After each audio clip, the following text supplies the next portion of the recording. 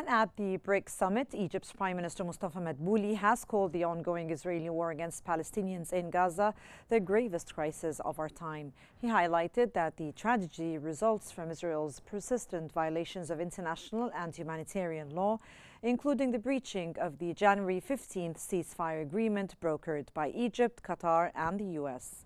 Urging urgent action, he also demanded the immediate reinstatement of the ceasefire and an end to the Israeli hostilities in Gaza.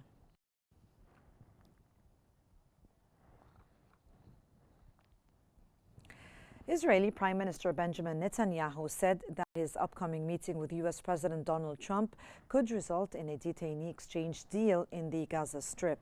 And as he prepared to travel to the United States to meet with President Trump, Netanyahu noted that efforts are underway to finalize an agreement based on the terms Israel has already approved.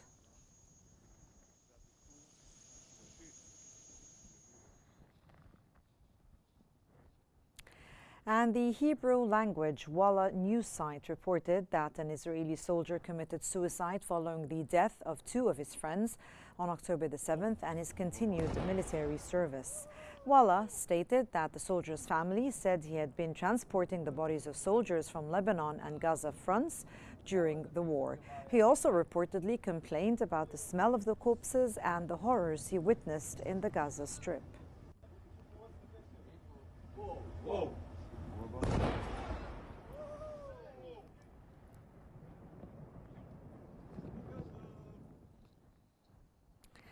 And the office of the Israeli Prime Minister Benjamin Netanyahu has denied reports linking Sarah Netanyahu, the Prime Minister's wife, to the sudden dismissal of Netanyahu's spokesperson Omer Dostri.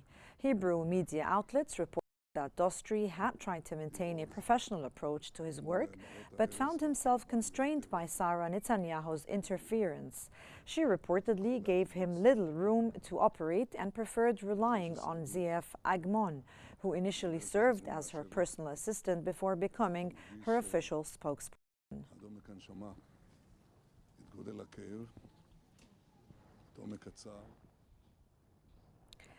Israeli Finance Minister Smotrich sharply criticized the government's recent approval of the increased aid to northern Gaza, calling it a grave mistake that he claims benefits Hamas. And posting on X, Smotrich accused Prime Minister Benjamin Netanyahu of failing to ensure the army is following government directives in the war effort. He warned the aid could become logistical support for the enemy during wartime and said he is weighing his next steps, though he did not explicitly threaten to leave the coalition. Israeli media confirmed the cabinet approved additional humanitarian aid to Gaza's north.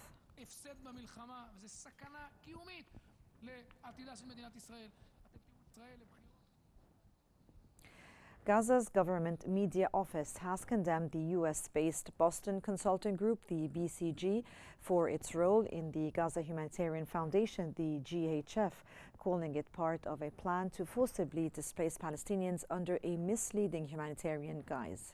The backlash follows a Financial Times report linking the BCG to modeling costs of relocating Palestinians and a multi-million-dollar contract to launch the GHF, an initiative BCG has since disavowed.